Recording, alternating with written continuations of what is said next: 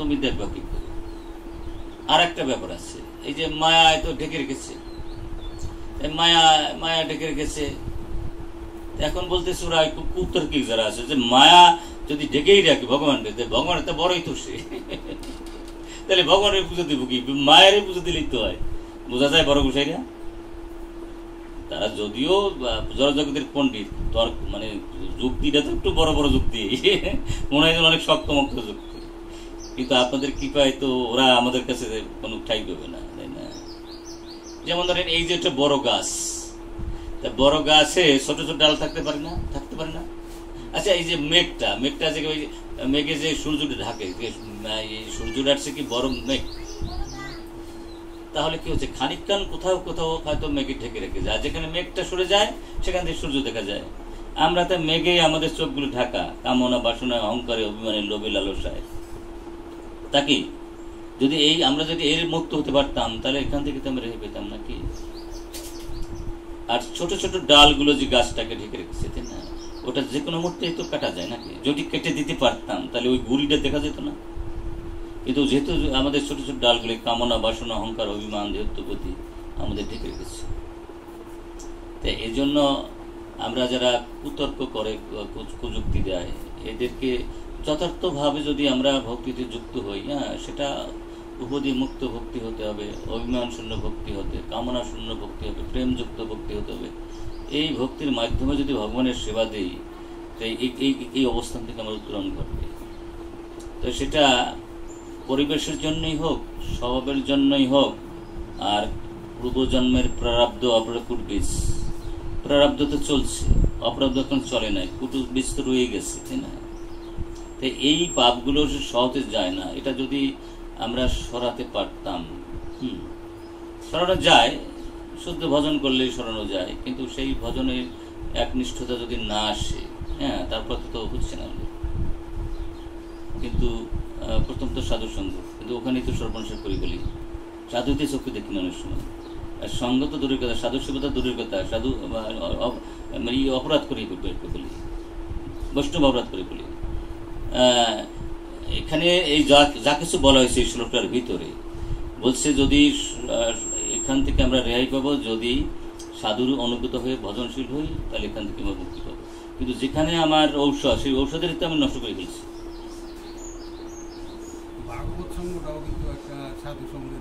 হ্যাঁ, অনেক বড়, অনেক বড়। এই ওই সাধুর সঙ্গে সে ব্যক্তি ভাগবত আর গ্রন্থ তো এক জিনিস, কিন্তু বিষয় হচ্ছে যতক্ষণ পর্যন্ত আমাদের চারটে দোষ থাকবে, বুঝছেন, না না ওই চারটে দোষ না, যতক্ষণ পর্যন্ত আমাদের এই থাকবে, যেমন অতপস্যায় আমাদের তপস্যায় ত্রুটি থাকবে, তখন ভাগবত বুঝবো না, ভগবান নিজে বলেছেন। এবং বলছেন অতপস্যায়, আচ্ছা ভালো লাগবে না, ভালো লাগবে না, আর আমি খাবো না, ওটা ক্ষুধা না লাগলে ধারে কাছে যাবো না, ক্ষুধা না লাগলে ছাই ওগুলো করবেন। এই জন্য আমাদের মেডিসিন, আসল মেডিসিনটা খাইতে হবে। আসল মেডিসিন হচ্ছে সাধুর কৃপা। হ্যাঁ হ্যাঁ, সাধুর কৃপা আমার লাগবে, নইলে এই যে মেডিসিন না পেলে আমার যদি ক্ষুধা না পারে তাহলে আমি খাবো কি করে বলেন। এবং ভাগবত তাই বলছে, যতক্ষণ তুমি মাস্টার্য শূন্য না হবা তখন আমার জ্ঞান ভিতরে নির্মর্ষের শতাং বলছে। এই ভাগবত তোমার তখনই ভালো লাগবে যখন তুমি নির্মর্ষ হবা। হ্যাঁ, নাইলে তো তুমি ভাগবতে আমার রুচি আসবে না, তুমি গ্রহণ করবে না, দাঁড় দিয়ে আটবা না।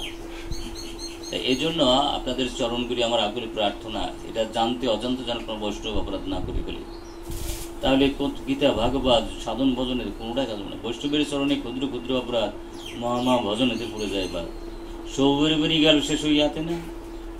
এত বড় মুনি যে লক্ষ লক্ষ বছর জলের মধ্যে ছিল, তাই না, চারটিখানি কথা ভাবতে আর কি, অষ্টসিদ্ধি প্রাপ্ত, একসাথে 50 জন হয়ে গেছিল সৌবরী মুনি, তারও তো পতন ঘটলো নাকি। এরকম বিশ্বমিত্র মুনি, সে তো অষ্টসিদ্ধি ছিল, তার তো পতন ঘটলো। এরকম অনেক অনেক ইতিহাস আছে যার পতন ঘটেছে। এর পিছনে কারণ হলো সেই বৈষ্ণব অপরাধ। হ্যাঁ, না পূর্ণতা না, এখান থেকে পতন ঘটে। তাই এখন ব্যাপার হচ্ছে এখানে, যেমন ধরুন এই যে আরে ওরা তো অনেক মানে যাই নাই বা বললাম ওরা যোগীর সাধক, কিন্তু এখানে আমরা মহাপুরুষের মা যিনি, এখানে আমরা যারা একটু ভক্তি লাইনে আছে আমরা বুঝবো, সাধারণ মানুষ এগুলি বোঝা বড় কঠিন। যেমন ভগবানের মা নাই, বাবা নাই, ভাগবত বলছে ন পিতা ন মাতা ন তস্য ভার্যা সুতা, পুত্র নাই কন্যা নাই, তাহলে এইগুলো কারা? এখানে বলছে যে এরা কিরকম সচিদানন্দ বিগ্রহ, সতের 8টা নাম হচ্ছে সন্দিনী। এই যে পিতা মাতা, আসন, বাড়ি ঘর, বাড়ির রাজত্ব সবকিছু এলো সন্দিনী শক্তির বিকাশ, শুদ্ধ সত্যের বিকাশ। ভগবানই অন্য রূপে। ভগবান যদি অন্য কোনো পেটে ফুটে আসে, সে তো আর ভগবান থাকবে না, সে দুর্বল হয়ে যাবে। ভগবান আসে ভগবানের ভিতরেই আসে। এই জন্য ওই যাদের আমরা দেখি এগুলো ভগবানেরই অন্য রূপ। এটা যারা আমরা একটু ভক্ত আমরা বোঝা উচিত। আমরা বুঝবো, ভক্তরা বুঝবো না, বুঝবো এটা। এখানে শশীপাদ একটা লীলা করলেন, আপনারা এগুলো জানেন সব। এই যে এই লীলাটা আমাদের মনে রাখা উচিত যে ভগবান চৈতন্যদেব মারে পর্যন্ত প্রেম দিতে চাইলেন না। তার কারণ হচ্ছে সে বৈষ্ণব ঘোরা করে করলেন। এটুকু আমাদের বোঝা দরকার। যেমন ধরেন শশীমাতা তো 8টা কন্যা প্রসব করলেন, তাই না? এক এক করে তার মৃত্যুবরণ করলো। এবং তারপর যে তার প্রথম সন্তান বিশ্বরূপ, বিশ্বরূপ সে তো ওই প্রতিনিয়ত ওই গীতা ভাগবত শুনতে যেত আপনার অদ্বৈত প্রভুর কাছে, তাই না? কারণ যার তার মুখে তো ভাগবত কথা শোনা ঠিক না, তাই ওখানে যেতেন। এবং যেতে যেতে ওনার ভাবান্তর এমন ঘটে গেল যে জগৎ সংসার সবই মিথ্যা অথবা অস্থায়ী, সুতরাং এখানে কোনো রস নাই, এগুলো শুষ্ক পাতার মতো। রস রয়েছে ভগবানের প্রেমে, রয়েছে ভগবানের সেবার মধ্যে রস আছে। সুতরাং হ্যাঁ, এটা হলো বাস্তব বস্তু, আর সব মিথ্যা স্বপ্ন।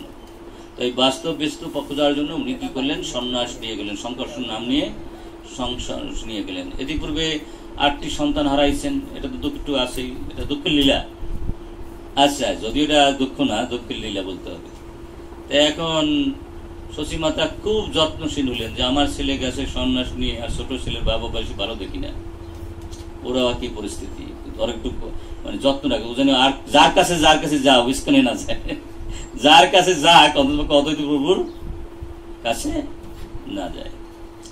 এখন আপনারা জানেন ভগবান স্বয়ং কি করতেন? অদ্বৈত প্রভুর কাছে গীতা ভাগবত পাঠ করতে যেতেন। এখানে আরো একটা বিষয় আছে, এখানে তো অদ্বৈত আর একটা বিশাল লীলা করলেন। যদি উনি মহাবিষ্ণুর অবতার, তাই না, সদা শিবের অবতার, 4টি কারণের ব্যাপার না। উনি একবার পাগলের মতো হয়ে গেলেন যে আমি গীতা ভাগবত কিছু বুঝি না, সর্বত পানিপদম শব্দ শিরোমুখম, এই শব্দটা তার মাথায় আসছিল না। আসলে তো আসছে, আমাদের বোঝানোর জন্য এই লীলাটা করছে। কি ভগবান বোঝে না? সে তো সবই জানে, সবই বোঝে। সে অদ্বৈত প্রভু তো আপনার সদাশিবের, তারপরে মহাবিষ্ণুর অবতার, সে বোঝে না এমন না। সব জায়গায় তার চক্ষু, সব জায়গায় তার মুখ, সব পা, আসলে তাই। ভগবান তো সর্বং খরিদম ব্রহ্ম, ভগবান নাই এমন তো জায়গা না, অনলির ভিতরে শরীর আছে, প্রতিটি অনুপ্রেরণা সব জায়গায় সব মুখ থাকবে না কেন?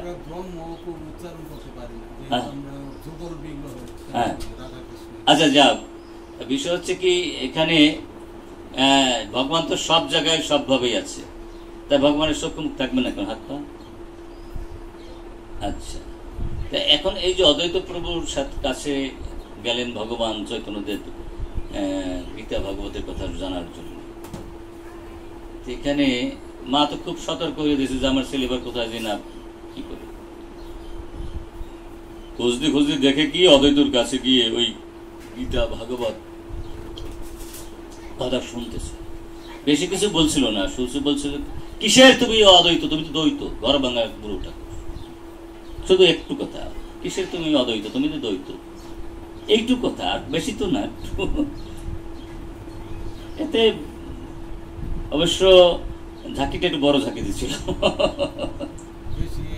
তুমি এক ছেলেকে পাঠাই দিলা সন্ন্যাস বানাইয়া, আবার তুমি আর একজনে আমার বিদায় দেওয়ার তোর চেষ্টা চালাচ্ছ, এইটুকু কথা হয়েছে। আপনারা শুনে থাকবেন শ্রীবাসের 4 জন ভাই ছিল, তাই না? ছোট ভাইয়ের নাম হচ্ছে রাম। রামরে বলছে কি, দেখ এই অদ্বৈত, আপনারা অদ্বৈত যখন দেখলো যে কোথায় ভগবানকে আনবো, অনাচার বেবিচার, তখন দেখলো একটা পাত্র লাগবে। তখন প্রায় গঙ্গা জলে তুলসী পাতা দিয়ে পূজা দিত। তিনি একদিন দেখলো যে তুলসী পাতা যখন শশী মাতা স্নান করতে আসছে, তার নাভিকুণ্ডে তুলসী পাতা লাগছে। তখন হরিবোল হরিবোল গিয়ে চিৎকার দিয়ে উঠছে যে পাত্র আমি পেয়েছি, এখানে ভগবানের আবির্ভাবের পাত্র। কারণ তুলসী পাতা ওজনে যাই তার নাভিকুণ্ডে লেগেছে। কিন্তু যাই হোক, ভগবান তো এইভাবে আসলেন, ওনার সেই শশী মাতার গর্ভে আসলেন। কিন্তু আসলে এবার আরম্ভ করলেন কি, ছোট ছোট ঘরে আগুন লাগিয়ে দিলেন। ছোট ছোট সুন্দরী মেয়েদের দেখলে ওই তার মাথায় যে ঘাগরা দিয়ে দিত। ঘাগরা তো আমরা বুঝি, ঘাগরা বুঝেন না? এদেশে আছে ঘাগরা? না না, ঘাগরা গাছ না, একদম ফল। ওই ফলগুলো মাথায় দিলে পার, চুলের মধ্যে দিলে পার চুল খেলে জড়ায়। ওই যে বুঝছেন। কিন্তু ভগবান এই কাজটি করতেন। আর ভগবান কি করতেন, ওই যে ইয়ে দিতে, ওই যে যাকে বলে ব্রাহ্মণরা যখন ওই কোষাকুষির জল নিয়ে ওই করতো, ওই আপনার গায়ত্রী করা যাইতো, ওই সময় কি করতো, ওই কোষাকুষির মধ্যে বালি ডলিয়ে দিত। আচ্ছা, এরপর কি করতো, ওরা যখন স্নানে যেত, এই পিছনে অনেক কাহিনী আছে, তত কাহিনী বলবো না। তা এখন ওরা যখন স্নান করতে পা ধরে ওই ইসের মধ্যে গঙ্গার ভিতরে নিয়ে যেত। তার অদ্বৈত বলবে, ও কোন ভগবান নিয়ে এ কোন ভগবান? আর কি করতো, এই জ্বালা যন্ত্রণার জন্য সবাই যে রশি মাছ গাছে অভিযোগ দিত, তোমার ছেলে এই করেছে, তোমার ছেলে এই করেছে। এখন সাধারণত যত বড় সাধু আমার হই, নিজের গ্রামে কিন্তু সাধু গুলি বলে না, বুঝছেন? হ্যাঁ, হয় না। কিন্তু তারা কখনো তারা ভাবে না যে এটা ভগবান বা এটা বড় সাধু। এরা পারবে সেই আমার আগের ওই আমরা ল্যাংটা ফুটো, তাই না? ছোটবেলায় ল্যাংটা হয়ে আমার গ্রাম দিয়ে ঘুরে বেড়াইছে, সে তো এখনো সেই আছে, তাই না? ল্যাংটা ফুটো। এবং দুদিন হয়তো আমাদের আপনার দেশে তো খেজুর গাছ নাই, আমাদের দেশে আমিও দুই একদিন চুরি করে রস খেয়েছি, বুঝছেন না? তাহলে এই ফল চুরি করে খেয়েছে, রস চুরি করে খেয়েছে, ল্যাংটায় ঘুরে বেড়াইছে, কত ঝগড়া মারামারি করছে, ও আর সাধু হবে কি সাধু? এই জন্য যোগী গ্রামে, নিজ গ্রামে ভিক্ষা পায় না। এজন্য সন্ন্যাসী হোক আর যাই হোক আর হোক, নিজ গ্রামে নিজে যে সাধু সেটাকে প্রতিষ্ঠা করা খুব কঠিন। কেউ বলে আমার ভাই, কেউ বলে আমার বেয়াই, কেউ বলে আমার স্বামী, কেউ বলে আমার পুত্রা, কেউ বলে অমুক তমুক। সাধু যে এই ভাবনা তাদের চেতনায় আসে না।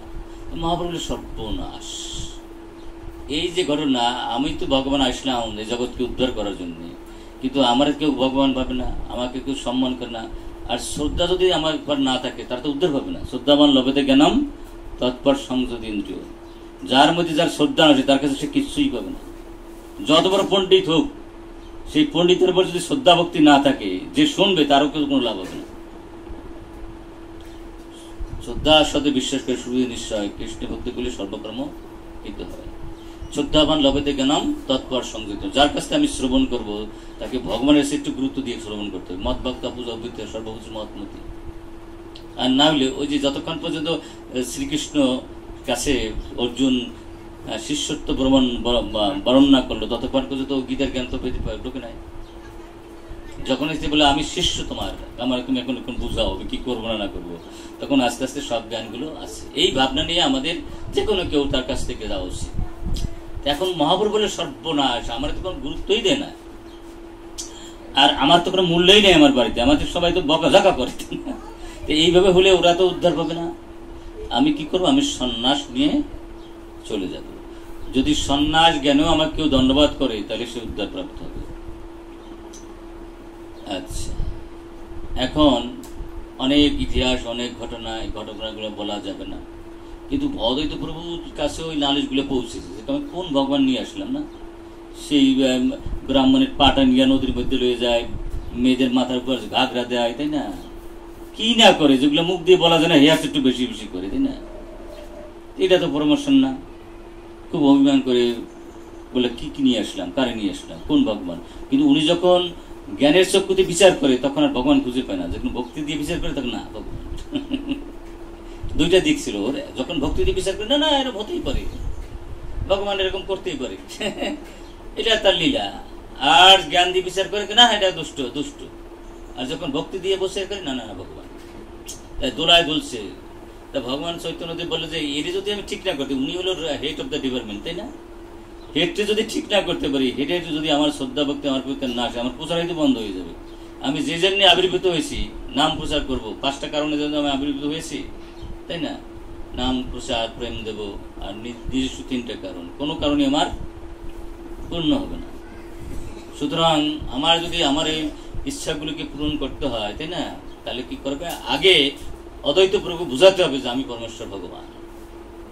রাম রে বলছে, রাম তুমি কি আগেই বলবা যে পরমেশ্বর চৈতন্য আপনাকে যাইতে বলছে শ্রীবাস আঙ্গিনায়? ওর লাভ দিয়ে উঠছে, কেটা পরমেশ্বর কেটা গেলে ওই যে জগন্নাথ মিশ্রের ছেলে, গাই বেটা গাই, বন্ধ করে কথাবার্তা।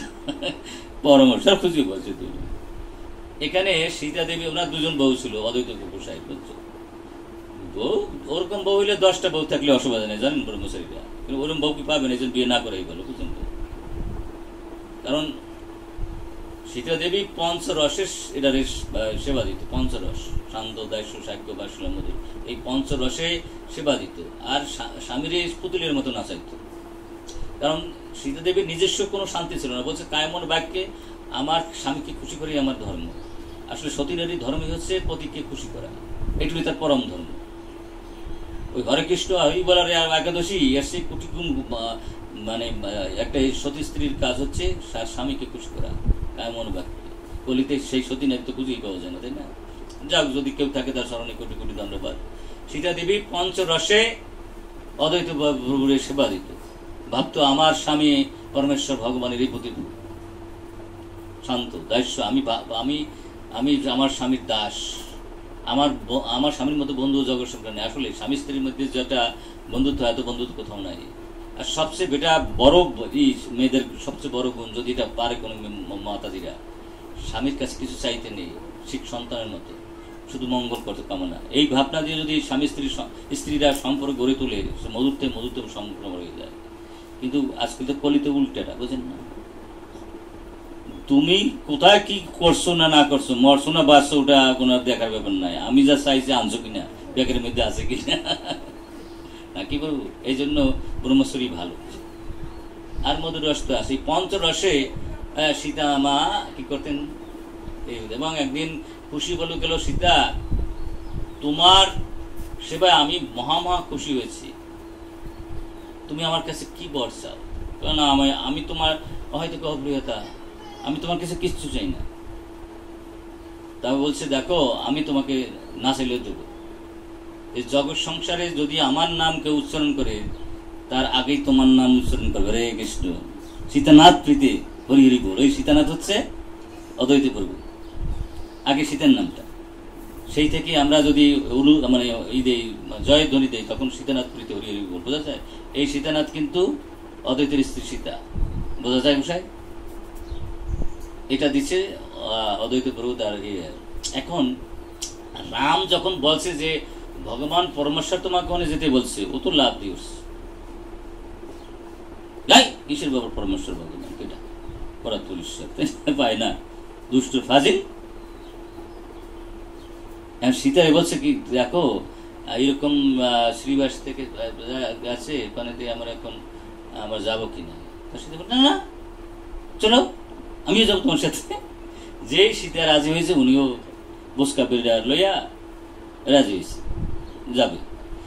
কিন্তু এখানে সবসময় অদ্বৈতর সাথে আর নিত্যানন্দ প্রভুর সাথে কোন্দল লাগবে, প্রায় সমপরিচিত, এই মানে প্রেমের কোন্দল আর কি, ঠোকাঠকি প্রায় করতেন। তো অনেক বড় ইতিহাসগুলো বলার সুযোগ এখন কম। এখন যেহেতু উনি করেছে কি, বিষ্ণু খানটায় ভগবান শ্রী চৈতন্য নিজে বসে আছে, আর সরভুজ দেখেছে ওই প্রথম। তাই সরভুজ দেখার পর, আর ভগবান তো অনন্ত রূপের আধার, অত রূপ কি আর কেউ কাছে আছে নাকি? আর এমন রূপ ওই সরভুজ দেখে ও উন্মাত্ত হয়ে গেছে অদ্বৈত প্রভু, আর নাচতেছে, কি দেখিলাম কি দেখিলাম, আমি পেয়েছি, আর কিছু চাই না, আর কিছু চাই না। ভগবানের যদি সরভুজ রূপ আছে, ভগবান কিভাবে রূপ দেখায়, তা কি দেখায়? উন্মাত্তর মতো হয়ে গেছে। পাশে ছিল অদ্বৈত, এটা নিত্যানন্দ প্রভু, তুমি কি কার চাও না, কি পার পাও না, সব পাইছো, কি সব পাইছো? তাহলে আমি জীবনে যা চেয়েছি তার চেয়ে বেশি কিছু পেয়েছি, আর কিছু চাই না। এটা করে নৃত্য করতেছে অদ্বৈত প্রভু। থামতি, নিত্যানন্দ প্রভু তো বুঝতে পারছে যে ঘটনাটা কি, তাই না? নিত্যানন্দ প্রভু সব এটা বুঝতে পারছে। তা এখন ঘটনা হচ্ছে এই, এখানে অনেক বড় ইতিহাসগুলো এখানে বলার কোনো সুযোগ নাই, আর বলবো না। এখানে সবাইকে প্রেম দিল। অনেক রে, ওই যে মুকুন্দ যে ছিল, ও তো জ্ঞানীর কাছে গেলে জ্ঞানীর প্রতিস্তুতি করতো, বুঝছেন? যোগীর কাছে গেলে যোগীর স্থিতি করতো, যে দলে যাইতো সেই দলে আরম্ভ করে দিত। তাকে ওরে তো বলে না সবারই প্রেম দেবো, ওকে প্রেম দেবো না, কেন ওর ওর কোনো ঠিকানা নাই, ইষ্টদেব ওর ঠিকানা নাই, ওর যার দেয় আর একে ইষ্টদেব বলে, ওটা দেবো না। শেষ অনেক ইতিহাস বলে যে তাহলে কত জন্মে পাবে, কোটি কোটি কোটি জন্মে তুই পাবি, তুই কৃষ্ণ প্রেম কোটি কোটি জন্মে পাবি। ও তো আনন্দে লাভালাভি করছে যে তাহলে তো পাবো, কোটি কোটি জন্মের পরে পাইলে তো পাবো, এটা তো কি আনন্দের খবর। হ্যাঁ, এটা তো তবু তো পাবো। যে মহাপুরুষ দেখছে কেউ নৃত্য করতেছে, এই কথা শুনে মহাপুরুষ হায় হায়, যার কোটি জন্ম প্রেম পাবার আকাঙ্ক্ষা থাকে তার সমস্ত পাপ আর সমস্ত সাধনা শেষ হয়ে যায়। হরে কৃষ্ণ তুই এখনই প্রেম দেওয়ায় বিশ্বাস ভক্তি শ্রদ্ধা তো এখনই তো দিল মুকুন্দরে। এখন বাকি রয়েছে 180 মাত্র, সবাই কম বেশ প্রেম দিছে ওখানে ওই দিন, কিন্তু প্রেম পায় না 180 মাত্র। এখন সবাই তো অবাক হয়ে গেছে, প্রভু সবাই সবকিছু দিল, মা কি দোষ করছে যার গর্ভে তুমি আবির্ভূত হয়েছো? না না না, মা হলে ওর খবর না, উনি কি করেছে বৈষ্ণব অপরাধ করেছে। হ্যাঁ, বৈষ্ণব অপরাধী কখনো প্রেম পেতে পারে না। সবাই একটু মানে সুপারিশ করতে চাচ্ছি, তোমরা যদি উল্টা পাল্টা সুপারিশ করতে আসো আমি এনে থাকবো না, আমার মুখে আর তোমার দেখা লাগবে না, আমি এখান থেকে চলে যাবো। যেই হুমকি দিয়েছে ভগবান সব স্তব্ধ হয়ে গেছে। যত যত সাধু ছিল, স্বরূপ দামোদর, রায়রামন্দর, শিকিমাতি, যারা যারা ছিল বড় বড় সাধুরা, মুরারিগুপ্ত, সবাই চুপচাপ, কেউ আর কোনো কথাবার্তা বলে না। এখন বলছি মা একটা সুযোগ আছে, তুমি অদ্বৈতর চরণে অপরাধ করছো, যদি অদ্বৈতর চরণের ধুলি নিয়ে আসতে পারো, বৈষ্ণব অপরাধ থেকে যে মুক্তি পেতে চায়, যারা চরণে অপরাধ করছো সে তোমাকে ক্ষমা করলে তুমি মুক্তি পাবা, তাহলে তোমার ভগবানের প্রেম পেতে পারো। তখন কি হচ্ছে, ঠিক আছে। এখন বিষয়টা হচ্ছে প্রথম চোটে তো পাঠাবে না মারে, ওই সাধুরা যে বলছে কি এরকম অবস্থা, আপনার চরণের ধুলা চাচ্ছে মা।